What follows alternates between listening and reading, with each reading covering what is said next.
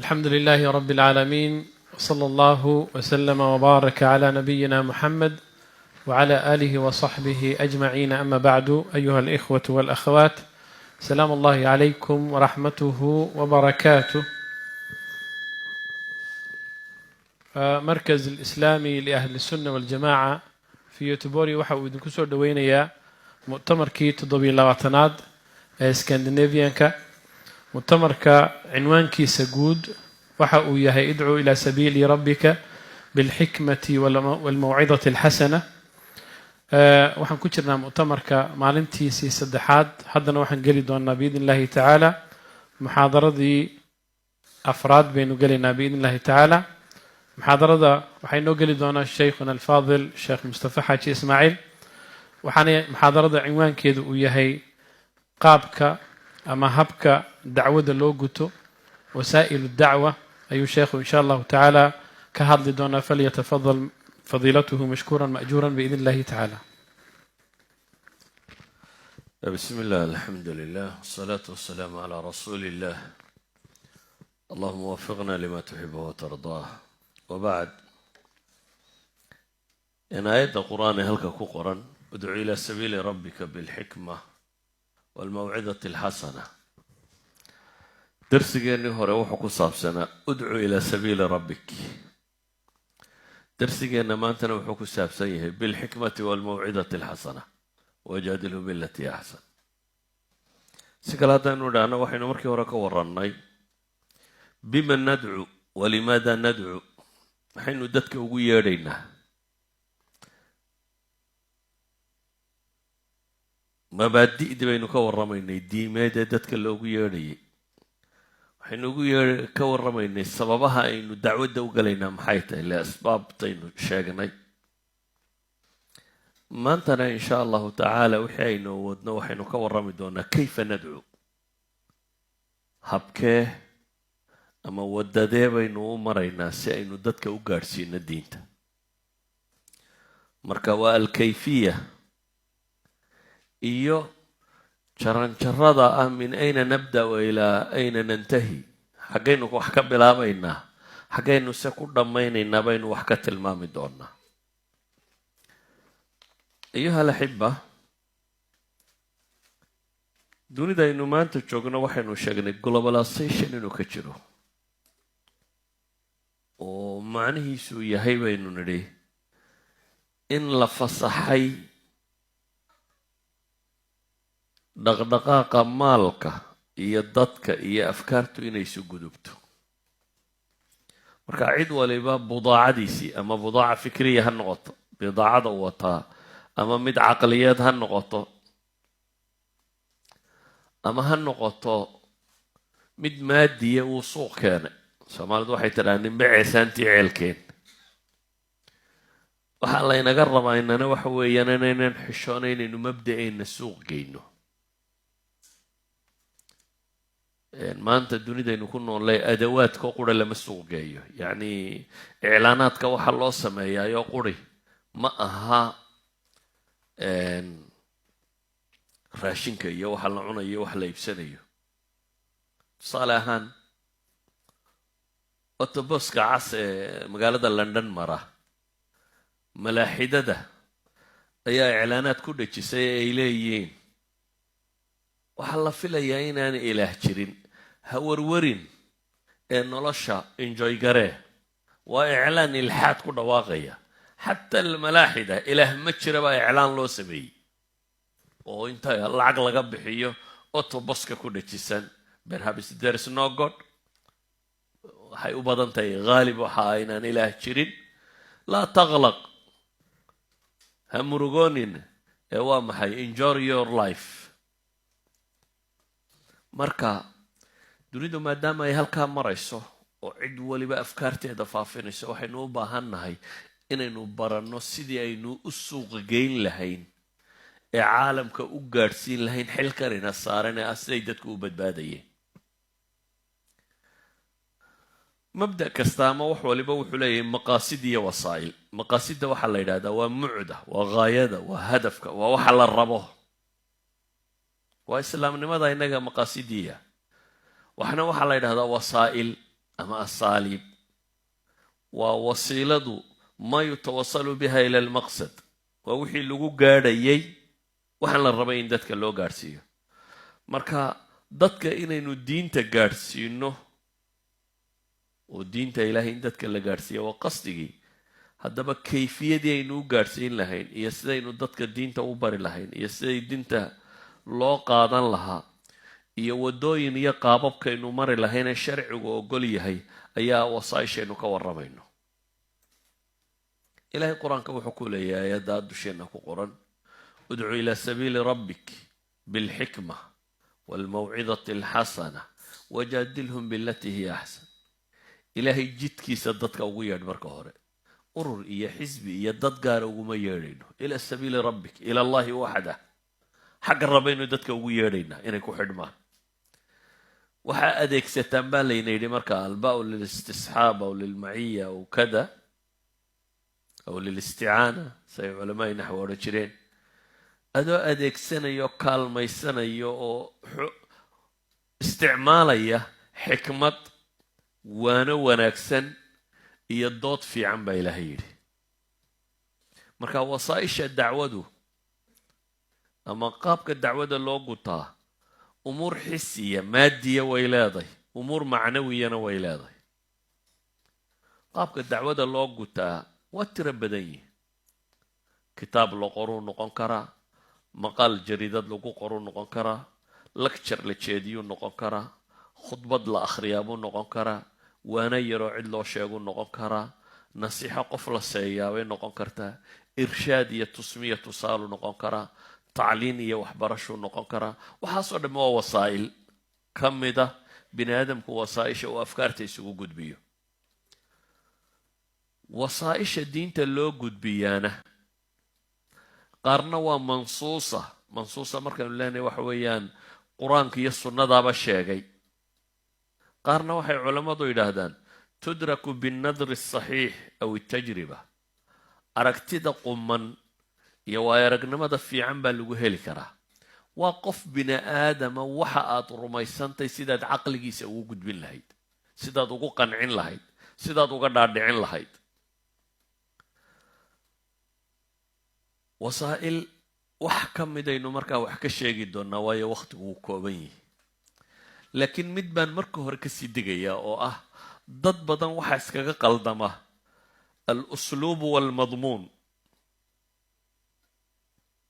waxa la gudbinayaa waxa uu yahay iyo qaabka loo gudbinaya dadka badh iskaga khaldama markaasuu isagoo isla diintii gudbi ayuu madmuunkii diintii ku xadgudbayaaba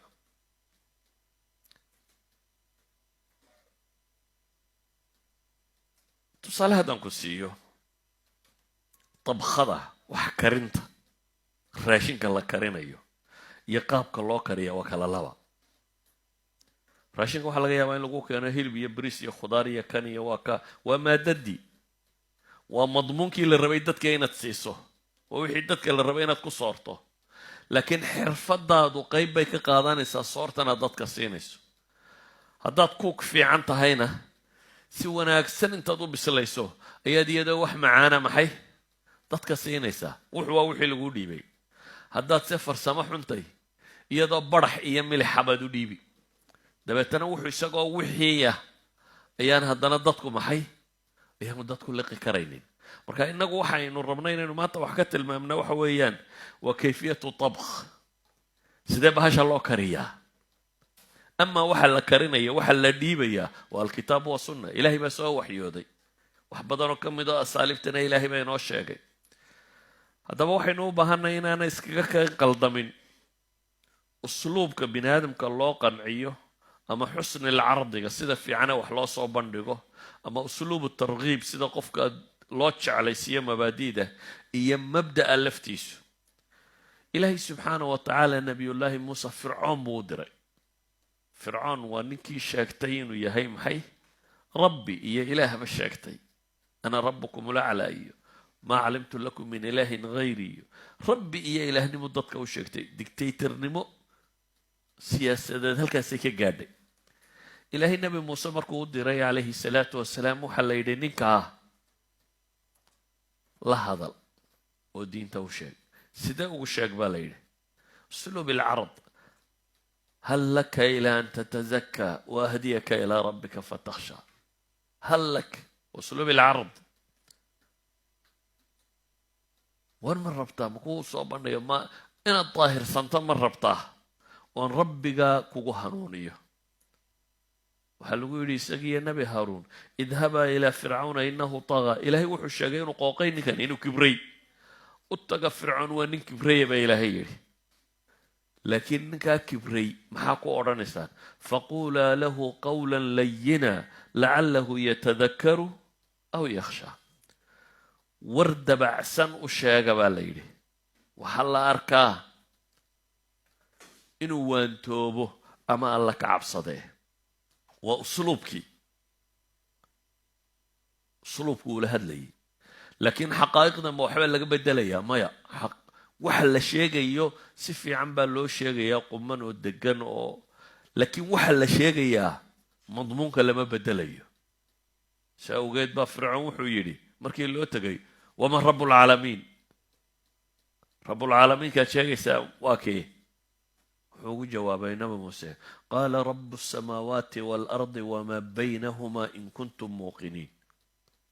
rabbulcaalamiinkaanu kaaga warramayna waxa weeyaan rabu asamaawaati waalard wamaa baynahumaa ma aha fircoon iyo kan waa rabbiga cirka iyo dhulka iyo waxa u dhexeeyaba iska leh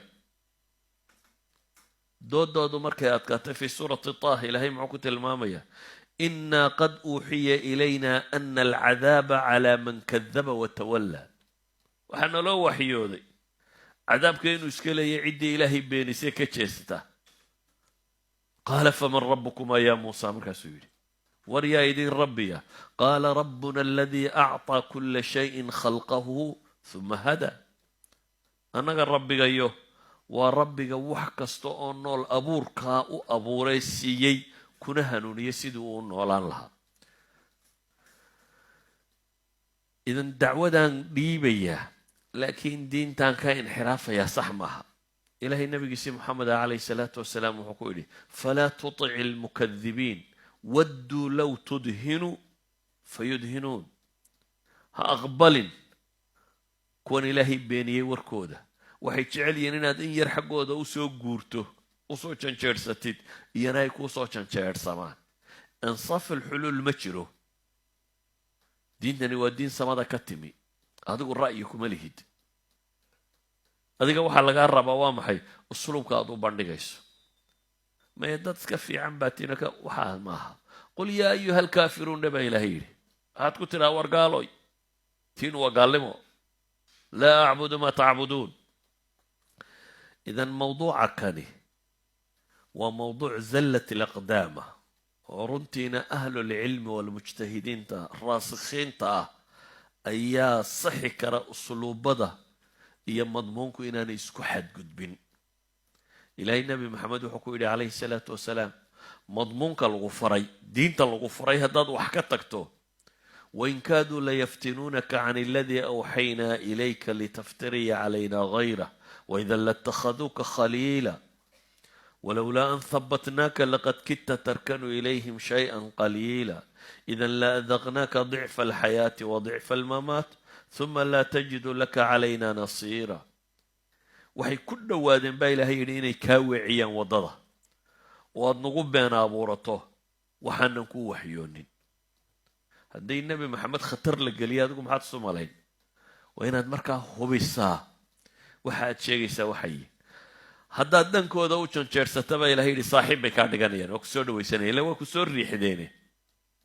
hadday xaqa ku weydaariyaan waa ku soo dhowaynaya haddii lala yahay baa ilaahay yidhi sugidaan anigu ku sugay walowlaa an habatnaaka haddaanan anagu ku sugin baa ilaahay yidhi laqad kidta tarkanu ilayhim shay-an qaliila waxaad ku dhowaatay inaad waxoogaa u weecato hadday dhici lahayd inaad weecatana idan la adaqnaaka dicfa alxayaati wa dicfa almamaat idan ayuha alaxiba madmuunku yuu qaldamin diintu waa diin cad maaha caqligaaga waxa ku jira ee waa wixii ilaahay kitaabkiisaa ku qoran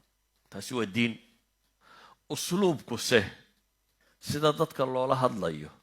sida loo qancinayo, sida loo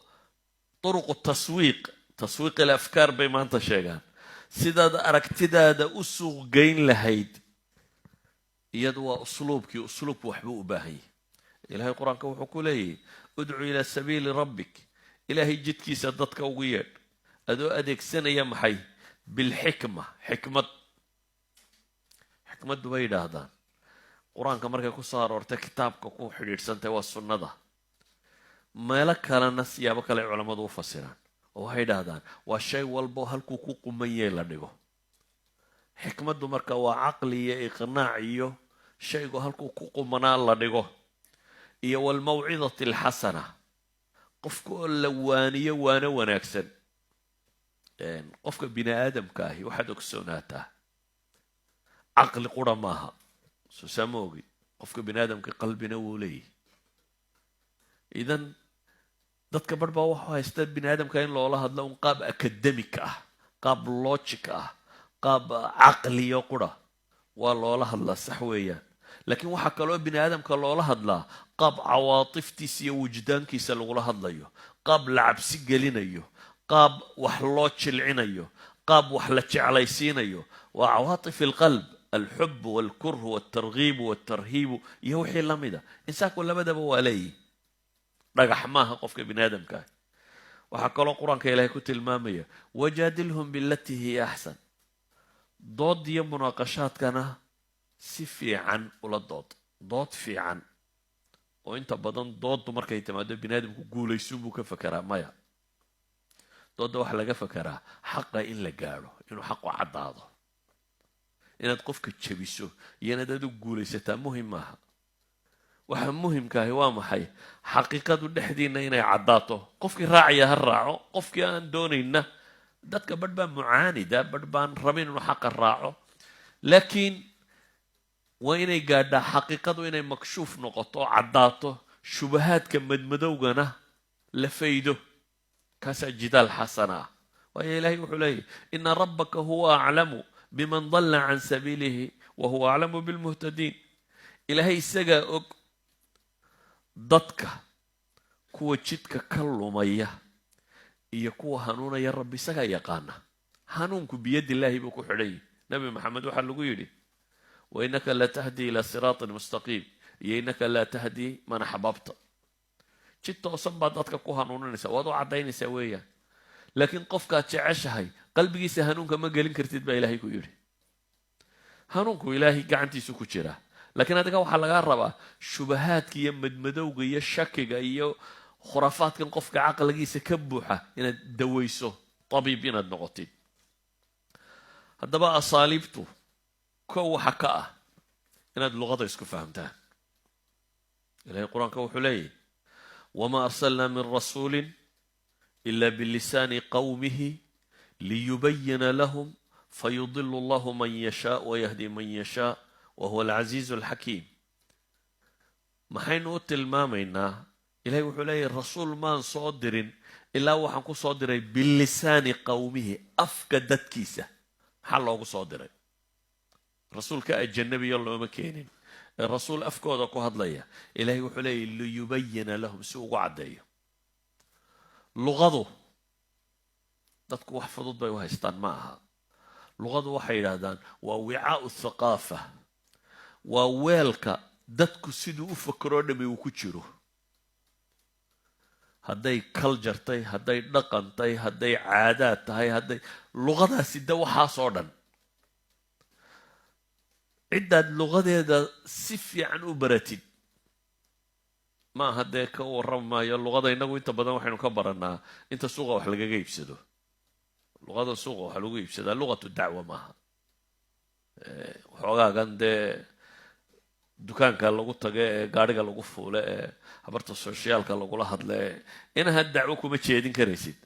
taasi waa iska uun afdhagooleyntay waxoogaa dhaantaa, wadadunbaad dee ku dhaafaysaa. laakiin luqada rasmigaa markaad fahamtay ummaddu leeday, caqliyadoodaad fahmaysaa weeyaan. siday u fakerayaan dadkani baad garanaysaa. maalan halkan baa maanta joogta, qofka swedishkii uma fakero sida qofka soomaaliga u fakero. isku aragti maaha, nolosha si uma arkaan. isku wax lama weyna isku si bini aadamka uma adraskareeyaan weedha uu kaa sugayo waxaa laga yaabaa soomaaliya erayo markaad isticmaasho ixtiraam ba aha halkan inuu aanu ixtiraamba u ekayn qaab qofka aad u ixtiraamaysay soomaaliya markaad joogto yani soomaaliya markaad joogtay maalan qofkaad siiba waqooyiga markaad degantay ee yaa hebel waa ixtiraam waa qof aad weynaynayso koonfurka ma aha laakiin yaa koonfurka ma aha eray qurux leh waa soomaali gudaheed ayaa meel uu eeyaa hooya aad leedahay iyo eeyaa aabbo adoo u danlaynaad aabbaha ixtiraamto oo weynayso meel aanu ka ahayn eray ixtiraama oo eeya hebel haddaad qof ku tidhaahda laga yaaba ina cadhoodo idan luqadu waa sidaa luqadu waxay sidaa ummad kasta thaqaafadeedii iyo musطalaxaadkeedii iyo qaabkay u fakeraysay iyo waxay weynaynaysay walidalik ilahay wuxuu leeyahy rususha waxaan ku soo diraa bilisaani qawmihi liyubayina lahum afka dadkaasi si uu ugu caddeeyo diintii alla u soo dhiibay fayudilu allahu man yashaa wayahdi man yashaa wahuwa alcasiizu alxakiim ilahay isagaa cidduu doonana markaa hanuuniya cidduu doonana aan hanuuninin lumiya wahuwa alcasiizu alxakiim maadaama ay caynkaa tahay waxaan tilmaamayaa bal kuwa mansuuska wax ka mid ah yani waxay yidhahdaan siyaasat rasuuli fi dacwa wax ka mid ah aan tilmaamo nabigu calayhi salaatu wasalaam asaaliib kala gedisan buu isticmaalay markuu diinta dadka ku faafinayay waxaa ka mida maalan markii ay soo degtay wandir cashiirataka alaqrabiin tolkaa u dig ayuu nabigu calayhi salaatu wasalaam wuxuu fuulay buurtan safa la yidhaahdo hadda dee masaajidka safiya marwe hadda waa la baabi'iyo dee arki maysid waa uun meel bannaan oo aynu orodnaha awal laba buurood oo masaajid ka baxsan bay ahaayeen oo buur caadi ah marka nabigu calayhi salaatu wasalaam intuu buurta fuulay ayuu dhawaaqay yaa bani fihr yaa bani cabdilmuطalib waa sabaaxa nabigu calayhi salaatu wasalaam intuu buur fuulay buu qayliyey dhawaaqaya isagoo leh war reer hebelow reer hebelow reer hebelow quraysh qabaa'ilkeedii tirinaya waa loo soo ururay dhaqankoodu wuxuu ahaa hadduu qofku meel istaago u dhawaaqo macnaheedu waxa weeyaan war khataruu qofku sidaaye in la dhegaysto waa loo soo ururo waa la dhegaystay su-aal buu weydiiyey ara'aytakum low akhbartukum ana khaylan bilwaadi turiid an tugiira calaykum akuntum musadiqiya buu nabigu yidhi haddaan idiin sheego buurtan gadaasheeda buurta isagay taagano iyaguma arkaan waxa ka dambeeya haddaan idiin sheego buu leeyay buurtan gadaasheeda ciidan fardoolaya inuu soo ordayo raba inay idin weeraraan mayga rumaysanaysaan war waa laydin gelayaa balaayaan arkaa haddaan idin idhaahdo ma rumaysanaysaan qaaluu nacam maa jarabnaa calayka ilaa sidqaa bay idhahdeen waa ku rumaysanaynaa waayo hore kuugumaanan aragaad oo been sheegaya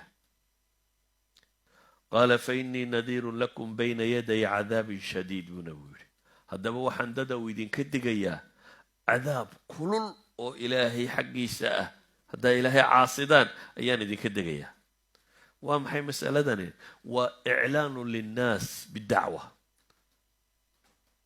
sawaa ama t v ka hadal ama raadiyow ka hadal ama meel dad isugu yimi ka hadal ama si calana inaad wax u sheegtid oo dadka ugu yeedhid sida calanka markaad u sheegto ma waxaad rajaynaysaa in lagu raaco waa laga yaabaa in goobta lagugu beeniyo in lagu soo radiyo maqaalkaad qortay maqaal cagsigiisa in lasoo qoro lecturekaad jeedsay cagsigiisa in midu jeediya waayo nebi maxamed oo taagan ayuu abilahab markaa lahaa tabban laka saa'ir ilyowm ala hada jamactana waar hooge ma waxaasaad noogu yeedhay buu ku lahaa nabiga calayhi salaatu wasalaam markaasaa ilaahay soo dejiyey tabbat yadaa abi lahabin wa tab abilahab baa hoogay gacmihiisu ha hoogaana baa ilaahay leeyihi abilahab baa hoogay baa la yidhi xadiis saxiixaynka ku yaalla nabigu calayhi salaatu wasalaam wuxuu isticmaalay usluub alcard lilqabaa'il fi laswaaq meelahay carab isugu timaado inuu reeraha u tago o yidhaahdo war nimayo wax ma iga dhicinaysaan uma idin raacaa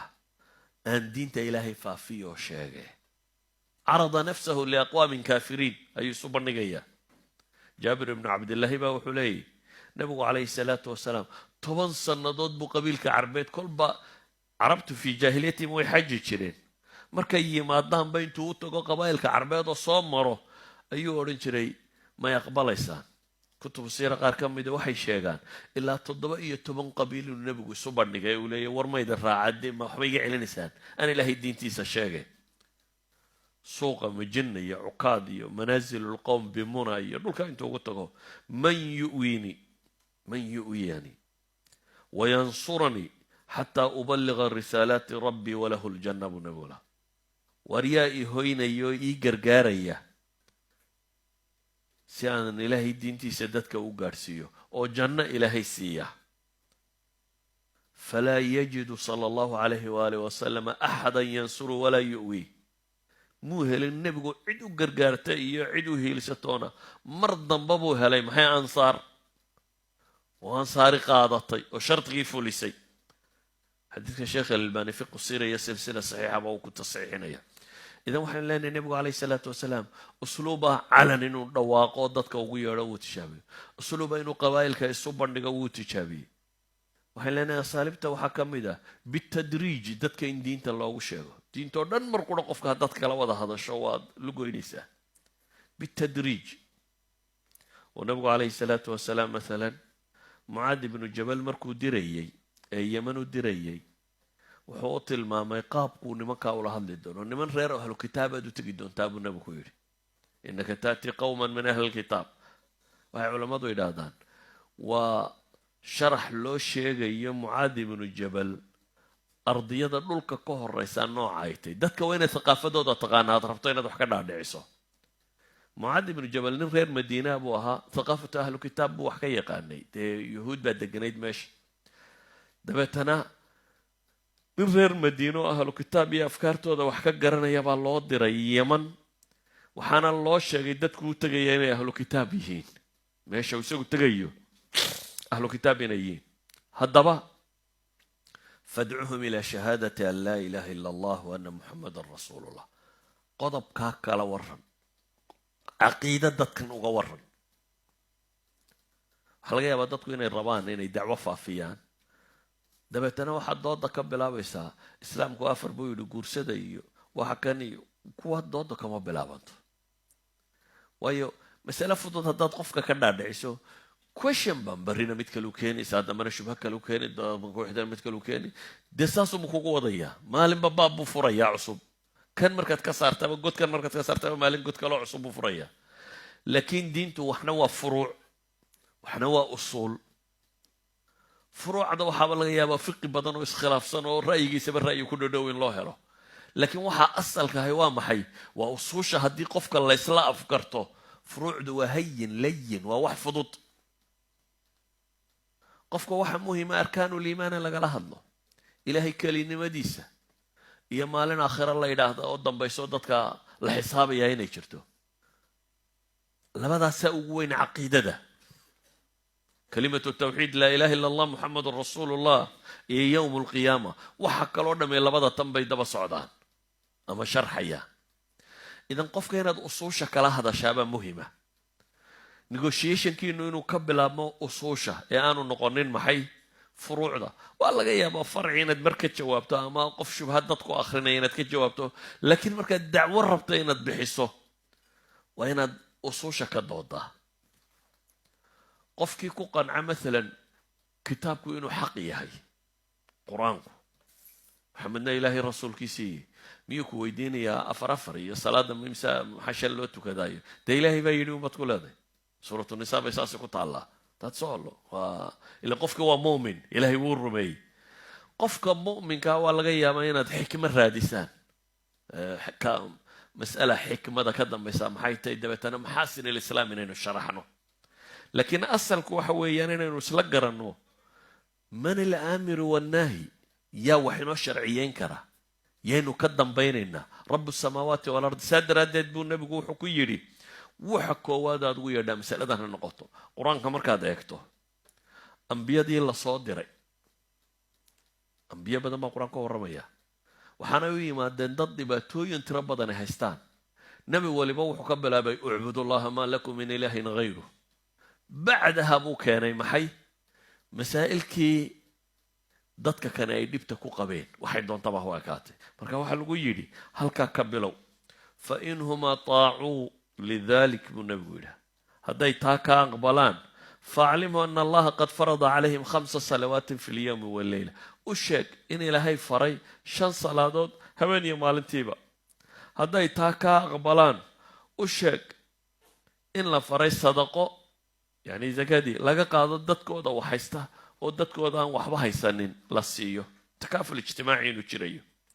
hadday kaa aqbalaan buu nebigu yidhi calayhi salaatu wasalaam xoolahooda kuwa quruxda badan leh ha ka gurin dulmigana iska ilaaliyo habaarka ninka daalimka ninka la dulmiyey habaarkiisa iska jir waayo isaga habaarkiisa iyo alle dhexdooda waxba uma dhexeeyaan xadiis saxiixayn ku yaalla bale waxaad garan doontaa nebigu calayhi salaatu wasalaam dadku diinta ugu yeedhayay siduu ula dhaqmay reer thaqiif baa u yimi nebiga markay islaamayeen markaasay shardi dhigteen waxay idhahdeen annagu sakadana bixin mayno jihaadina mayno shardiga maku islaamnaa sakada iyo jihaadkaanu ka hadhaynaa ee ma islaamnaa nebigu wuxuu yidhi haya islaam markay ka tageen buu wuxuu yidhi hadday islaamnimadoodu dee dab noqoto sayatasaddaquuna wayujaahiduuna idaa aslamuu buu nebigu yidhi hadday islaamnimada qaataan sadaqadan iyo jihaadkan iyo waxaan way fulin doonaan inay islaamnimada qaataan oo diintan galaan baa muhima xadiiska abu daawuud baa warinaya sheekh albaanina saxiix buu ku tilmaamaya bale fi thamr almustataab imaamu axmed wuxuu soo aroorinaya can طariiq shucba can qitaada sanadu sheekh alalbani leeyahy waa saxiix calaa sharti muslim uu ku tilmaamayo wuxuu soo aroorinayaa qaar inay nebiga u yimaadeen oo ku yidhaahdeen anigu waan islaamayaa laakiin anigu 5 goor tukan kari maayo lamun baan tukanaya 2 salaadood baan tukanaya nebigu wuu ka aqbalay buu leeyahy wulaatu lumuur masaa'ilka inay aqbali karaan sheekh alalbani wuxuu uga dhigtay cinwaan wayajuusu liwulaati اlamri an yaqbaluu islaama alkaafira walow lam yarda biiqaama kuli salawaati alkhams waxaynu leenahay dacwa marka la wado calaa sabiili tadaruj laakiin mas'aladani waa mas'ala u baahan ijtihaad iyo aqoon badan saa daraaddeed bay culamadu waxay ku tilmaamaan sheekh ibnu taymiya raxmat ullahi caleyh fi fataawiih wuxuu aada ugaga hadlayaa masale tan ku dhodhow oo ah qofka maxaa la wada fari karaa muslimka hadda soo galay ama caynkana dabeetana waxa uu tilmaamayaa qofkaa inaan mar qura diintoo dhami waajib ku wada noqonaynin 2 mas'alo markaa aada u tilmaamaya uu leeyahy qofku labadaas haddaanu wada helin alwujuub wataxriim mashruuطaan buu ku tilmaamaya biimkaani alcilmi waalcamal waajibaadka iyo xaaraantu waxay ku xidhan yihiin 2 shay imkaan alcilm iyo imkaan alcamal haddii labadaa mid maqan yahay imkaanulcilmigu hadduu maqan yahay qofku waxaanu aqoon u lahaynba waajib saaran maaha imkaanulcamalna istitaacadu hadday maqan tahayna iyana qofku waajibku ma aha waa masala zallatul aqdaam badan ay ka jirto ijtihaadna u baahan waa masaa'ilka u baahan in ahlu cilmiga looga dambeeyo maxaa la horraysiinaya maxaase ninka dhallinyarada ee degdegaya isagoo waxa laga yaabaa inuu markiiba keeno diintao dhan dadku maxay u qaadan waayeen ama maxaa suurtagal maaha diintani 23 sannadood bay soo degaysay mujtamacan waxba haysanin mar qura inuu halka u dambaysay gaadha suurtagal maaha haddana dee arkaantii waaweyneed ee islaamka iyo waxaas inay muran badan galaan maaha idan waxay u baahan tahay ciddii ijtihaadi lahayd waa ahlulcilmiga yani cilmigu barashadiisu iyo tanziilu nusuusi cala alwaaqic waa 2 aada u kala fog inaad xifdido kitaab dhan oo masaa-isha ku qoran aad korka ka haysaa waa wax fudud laakiin tanziilu nusuusi cala alwaaqic waa ijtihaadka la sheegaya waa kaa nusuusta inaad waaqaca ku dabaqdaa maanta maxaa ku quman halkan inaad garataa waa masalada ijtihaadkee la sheegayaba waana masaa'il runtii wax badan u baahan walidalik buu nabigu calayhi salaatu wasalaam asaaliibtu isticmaalaya waxaa ka mid ah maalan kacbada wuxuu nebi maxamed tilmaamayaa kacbadu qaybo ka mid ah ayaan dhisnayn intan xijru ismaaciil la yidhaahdee goobada yari ku wareegsantay xaggaa ka jirta waxay ka mid tahay gacbada gudaheedii waxay ahayd inay gudaha gasho oo seesku intuu halkaas soo gaadho inuu halkan maro oo haddaad tawaafto meeshan yare jeexan intaad xaggan ka gasho halkaa ka baxdo tawaafkaaga waxba kama jiraan waa inaad halkan kor ka martaa qorayshii markii ay dhisayeen waxay yidhahdeen xoole aan ribe iyo xaraani ku jirin baynu ku dhisaynaa dabeetana intan bay xoolo xalaala heleen xoolihii baa wada gaadhi waayey nabigu wuxuu yidhi calayhi salaatu wasalaam haddaanan ka cabsi qabin tolkayo islaamnimadoodu cusubta inay buuq iyo qaylo bilaabaan intan kacbada dumiyo waa qol kacbadu waa guri yar intaan dumiyo ayaan dib u dhisi lahaa oo qawaacidu ibraahim baan dib ugu dhigisi lahaa oo 2 albaab baan u samayn lahaa mid xaggan oo laga galiyo mid xaggaasoo laga baxa oo laakiin nebi maxamed ma dumin haddana sidii buu kaga dhintay isagoo dhowrayay khaatirka dadkan hadda soo islaamaya wixii la mid ah waxaan leenahay markaa usluubu dacwa waxaa ka mid ah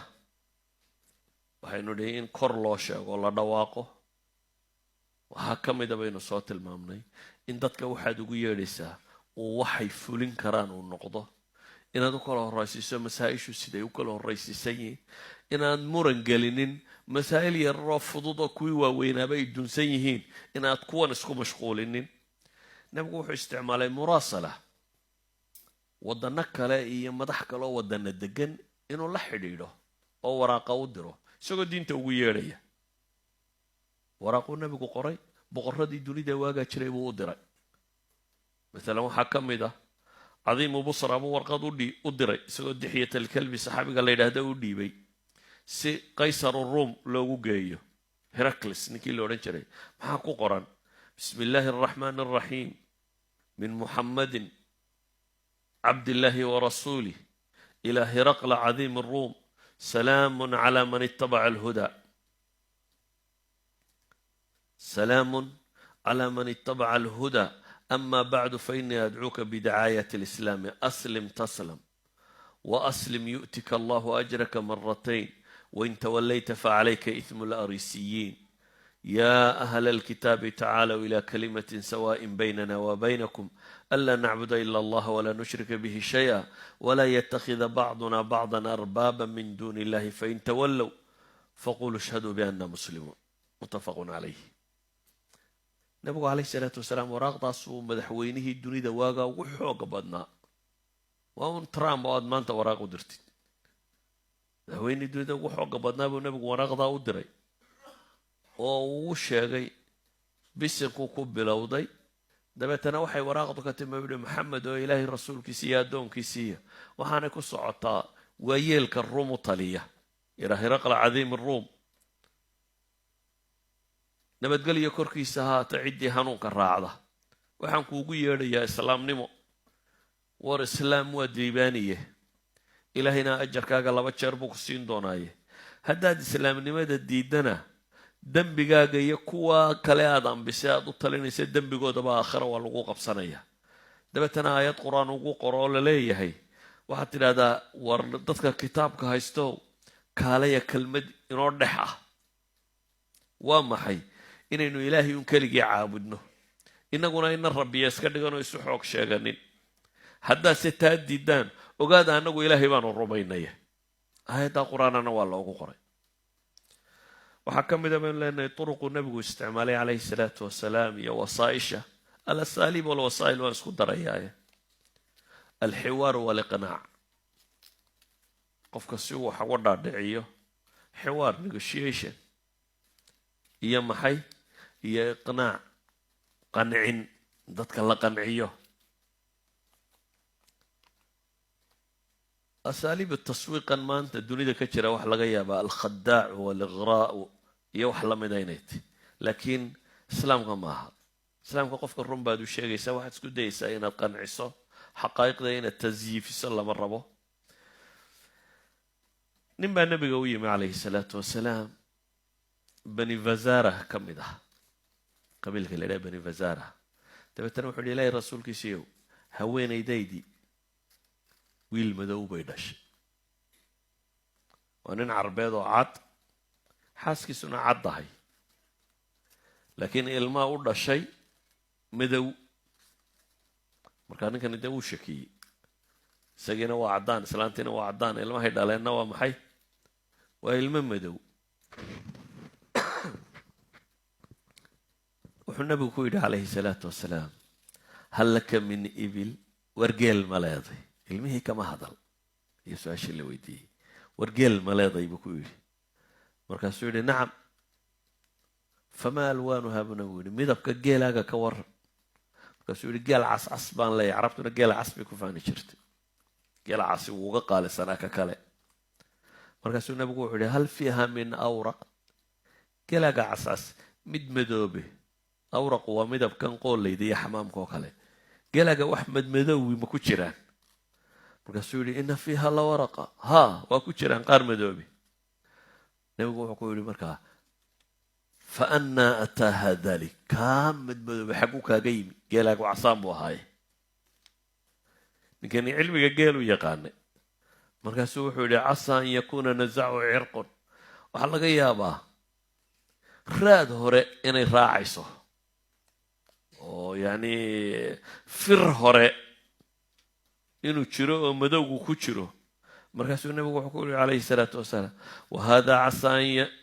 wahada casaa an yakuuna nazacu cirqun kan yaraad sheegaysana waxaa laga yaabaa dee fir hore inuu ku jiro ilmahaagu midabkuu yeelanaya waa laga yaabaa awowgaagii shanaad midabkiisii inuu yeesho ayaydaadii lixaad midabkeedii inuu yeesho yacni firkii aad ka soo tafiirantay wax ka mid ah genetically maanta waa wax la yaqaano wuu noqon karaa qasab maaha inuu idinka idinla midab noqdo walidalik baa carruurtaa dashaa qaar waa madmadow qaar waa cascasaan qaar waa san waaweyin qaar waa san yaryar waay maxay nooc qura wada noqon waaya ile labadiinunbaa dhalaye qaar waa timo juro ah qaar waa timo jilicsan adaana wada dhalay waayo waa cirqigaaga wax weliba waa ku jiraan marka dib loo raaco aabbayaasha iyo ayeeyooyinka iyo dadkii ku dhalay nooc waliba wuu ku jiraa saa daraaddeed keebaa dominant noqonaya keebaa xoog badanaya wax badan baa isweydaaranaya idan waxaa meesha ka muuqata masale diiniyuu nebigu rabay ninkan inuu sharxo laakiin wuxuu u adeegsaday usluub caqliya si uu qofka kan caqligiisa maxay uu qancin karo waxaa la mid a ninkii dhallinyarada ahaa ee u yimi yani markaynu dacwad ka warramayno dee gaal qura lamala hadlayo gaal iyo muslimba muslimkana waxbaad ka shaafinaysaa qofka gaalkana waxbaad ka shaafinaysaa macnaa qofka gaalkaa tawxiidkaa la horraysiinaya kuwaasi qofka muslimkana wuxuu ka cabanaya dhibta haysataa la wadaya nin dhallinyara baa u yimo wuxuu ku yidhi iyadoo masaajidka la joogo nabiga saxaabadii la joogto u yimo wuxuu ku yidhi idan li bizina anigu waxaan rabaa in zinada lay fasaxo aniga suuqa lay fasaxa buu yidhi waa islaamay qof muslima baan ahay laakiin anigu hablaha inaan la cayaaro kama maarmayo suuqa laygu sii daayo nabigu ma odhan warbax waxunbaad ku hadlaysaaye iyo qof fiican ma tihin toona kuma odhanin wuxuu nabigu ku yidhi calayhi salaatu saxaabadii kale la joogtay waa dagaaleen bal wuxuu ku hadlaya day dee adigu waxaad qiyaastaa majlis nebi maxamed fadhiya calayhi salaatu wasalaam oo saxaabadii waaweyneedna fadhido oo wiil dhallinyaro intuu iska yimaado yidhahda anigana zinada halay fasaxo saxaabadii kale zajir bay bilaabeen inay dagaalaan dabeetana nebigu wuxuu ku yidhi calayhi salaatu wasalaam udnu war soo dhaweeye wuu soo dhawaaday soo dhawow buu haddana ku yidhi wuu soo dhawaaday ilaa uu nebiga hortiisa fadhiistay nebigu wiilkii ma odhanin zinadu waa xaaraanna lama sameeyo roodska iyadoo saxa laakiin wuxuu rabaa qofka kani mabda'an isagoo ku qanacsan inuu isagu fuliyo inaan awaamir lagu siinine inuu isagu qanco oo isagoo qanacsan u fuliyo dabeetana wuxuu ku yidhi hooyadaa ma la jeceshay wiilow hooyadaa inay suuqa gasho laga zinaysto ma jeceshahay laa wallaahi buu yidhi jacalanii allahu fidaak ilaahay furashadaada ha iga dhigee marnaba hooyada in zina lagu sheego ma jecli markaasuu nabigu wuxuu yidhi dadka kalena hooyooyinkood lama jecla inantaada ma la jeceshay buu yidhi inantaada aad adugu dhasho la wallahi yaa rasuula allahi jacalanii allahu fidaak buu yidhi marnaba inantaydu inay suuq gasho ma jecli dadka kalena hablahooda lama jecla buu nabigu ku yidhi walaashaa ma la jeceshay markaasuu yidhi may nabigu calayhi salaatu wasalaam wuxuu yidhi dadka kalena hablahay walaalayiin lama jecla eedadaa ma la jeceshay markaasuu yidhi may sidii buu haddana nebigu ugu jawaabay habar yartaa ma la jecel dumarkii caarkiisa ahaye ku gadaanaa eedo iyo habaryar iyo hooyo iyo walaal iyo tulla dhalay buu tilmaamay. intaa in laga zinaysta miyaad jeceshay buu nebigu leeyahy.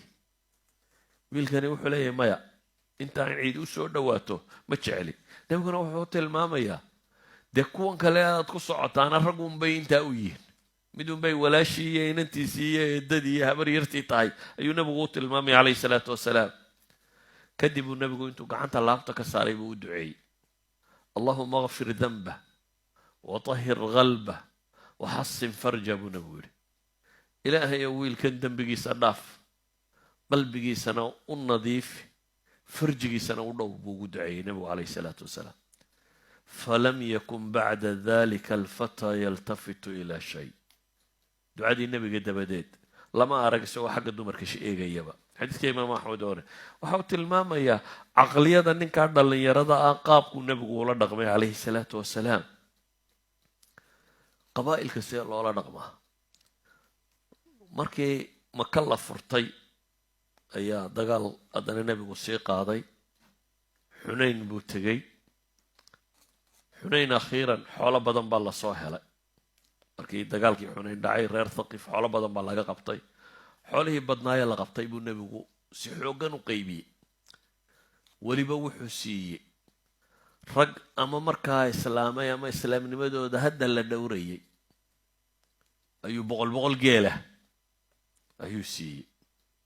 oo sanadiidu quraysh niman ka mid ahaa ayuu nebigu alay sala slam boqol geela siiyey. dabeetana ansaartii niman ka mid ah ayaa waxoogaa tirsaday oo leannina waanu soo jihaadano waa intaasoo soo dagaalamaynay. xoolihiina kuwii aanu hadda furannay seefaha iyaga weli dhiiggoodii baa ka daaya bay leeyihiin. quraysh ayaa xoolihiina la siiyey. nabigu calayhi salaatu wasalaam warkii markuu maqlay uu soo gaadhay buu yihi, ansaar oo dhan igu yeedha, keligood baanan rabaa, halkaana isugu keenkeena. meel baa la isugu wada yeedhay. ansaar baa timi. waxaan ansaari ahayni miyuu fadhiyaa buu yidhi. markaasaa la yidhi haayo nimanaanu abtini u nahay baa fadhiya. wuxuu yidhi inanka abtiga loo yahay reerkuu ka mid yahay, cid kale miyay joogtaa? may baa la yidhi. nabigu calayhi salaatu wasalaam wuxuu ku yidhi, war ansaaray alam ajidkum dallaalan fahadaakum allahu biya. war idinkoo baadiya miyaanan idin helin oo ilaahay subxaana wa tacaala aniga gacantayda idinku hanuunin. wacaallatan faaghnaakum biya. idinkoo fuqraa miyaanan idin helin oo ilaahay subxaana wa tacaala aniga igu kin qani yeelin. idinkoo mutafariqiin oo ishaya oo dil iska badiyay miyaanan idin helin oo ilaahay aniga gacantayda idinku kulmin. waxay idhahdaan allahu warasuuluhu aman. niman dhallinyaraa baa warka marka hore sheegay. allahu warasuuluhu aman. ilaah iyo rasuulkiisa baa gallad sheegasho leh ama gallad leh. markaasuu nabigu yihi maxay igu jawaabi weydeen? idinna maxaa u sheegan weyden? anigu taydii baan sheegtay iyo waxaan idin taray. maxaa idinna u sheegan weydeen buu nabigu yihi calayhi salaatu wasalaam. haddaad rabtaan waxaa odhan lahaydeen buu nabigu yihi kada wa kada wa kada. wuxuu sheegay mianan dee adagoo gaala ku eryanaysa ku helin oo kuu hiilinin oo caynka waxaa qabsateen. kadib uu nabigu calayhi salaatu wasalaam wuxuu yidhi, war dadkana inay xoolaha geelasha iyo adhiga iyo waxaa qaataan, idinkuna ilaahay rasuulkiisa aa qaadataan oo nebi maxamed idin raaco miyaydan jeclayn? haa bay idhaaheen, raalli baanu qaybtaa ku nay. haddii nebi maxamed annagana raacayo xoolahoo dhami iyagaa ha ku hadhaan. dabeetana nebigu wuxuu yidhi calayhi salaatu wasalaam, alansaaru shicaarun wannaasu dithaarun. ansaari waa shicaarka waxaa la yidhahdaa marada qaybtan xagga hoose xigtana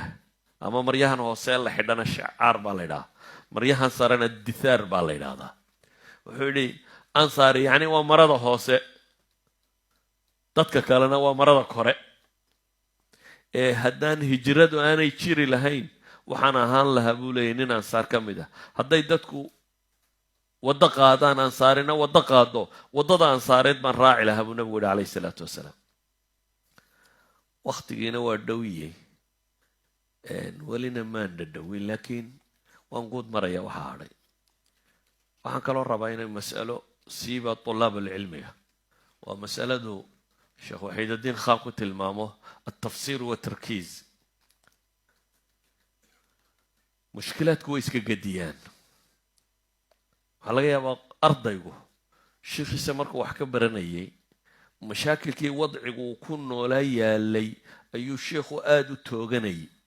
dabeetana nusuus badan oo masaa-ishaa ku saabsan buu sharxayay shubahaadkii waddankaa yaallay buu radinayay shubahaadkii hadday dawoobaan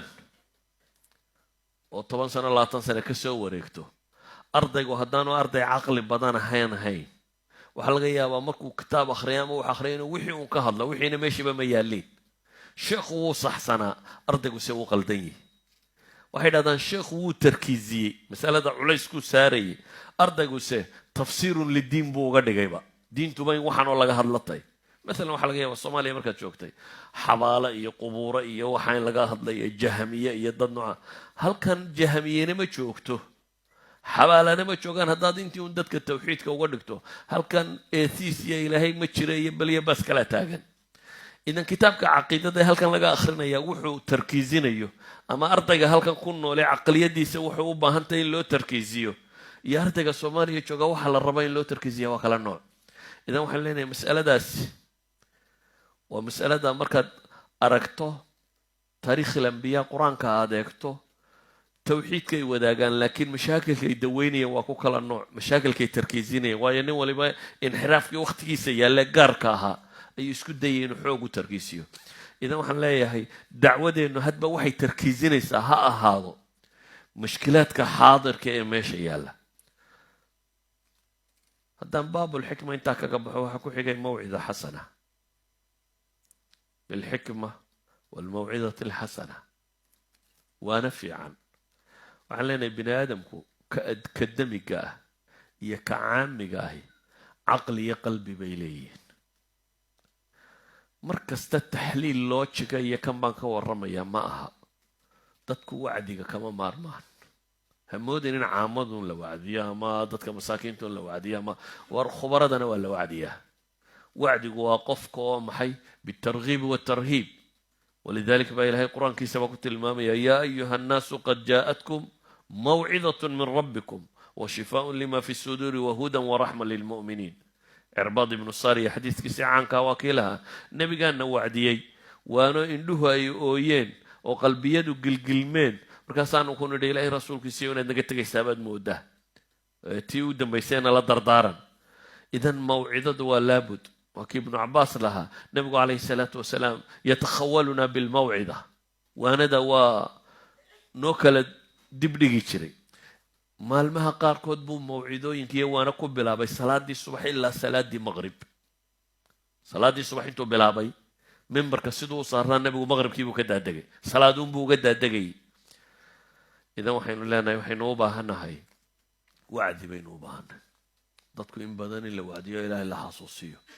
dhalinyarada dambe jaamacaadka iyo iskuullada iyo meelaha gasha wacdigu la fududaada waxay moodayaan waxa haddaan qaab akademika looga hadlin inaan macno lahayn maya bini aadamkaanad fahminba weeyaan bini aadamku quluubna wuu leeyahay cuquulna wuu leeyahay iyo si caqliya waxa loo qanciyo isla markaa wuxuu u baahan yahay baabi targhiib watarhiib in la waaniyo oo janniya naar loo sheego oo la wacdiyo waxaan ku gabagabaynayaa waljidaalu bilatii hiya axsan oo u badan kashfi shubahaat dood oo qofka meesha muranku kaga jiro ama meesha shubhadu kaga jirto si loo caddeeyo oo shubhaadka loo kashfiyo dee mar haddaanu mooga kacaynin aan intaa kusoo gabagabeeyo wasalaamu calaykum waraxmat ullahi wabarakaatu